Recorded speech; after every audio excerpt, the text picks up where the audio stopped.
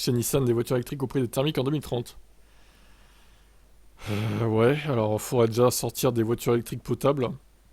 Parce que pour l'instant, désolé, mais la Leaf 2 était potable, mais elle commence à dater la Leaf 2. Hein. Il faudrait peut-être se renouveler. Le Nissan Ariya, pour moi, il est pas potable. C'est pas terrible comme véhicule.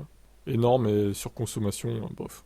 D'ici 2026, le constructeur souhaite rebooster ses ventes avec 1 million de véhicules écoulés en plus par rapport à son année fiscale 2023. Pour y arriver, Nissan va lancer 30 nouveaux modèles dans le monde, dont 16 électrifiés en 2026. 40% des modèles proposés par Nissan dans le monde seront électrifiés, avec une moitié de véhicules 100% électriques et l'autre hybride.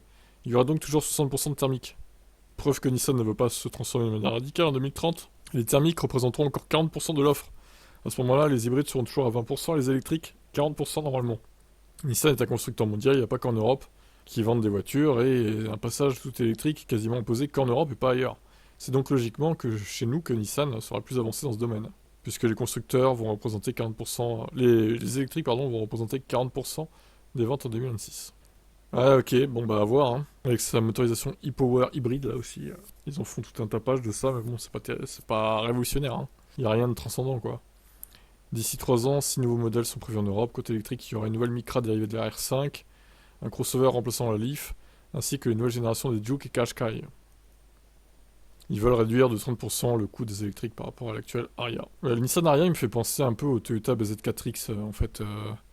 Un SUV un peu raté, quoi. Pourtant, ils avaient de l'expérience en matière de VE, quoi. Contrairement à Toyota, Nissan, ils n'ont pas d'excuses, hein. Franchement, c'est quand même étonnant. Bon, bref, on verra bien.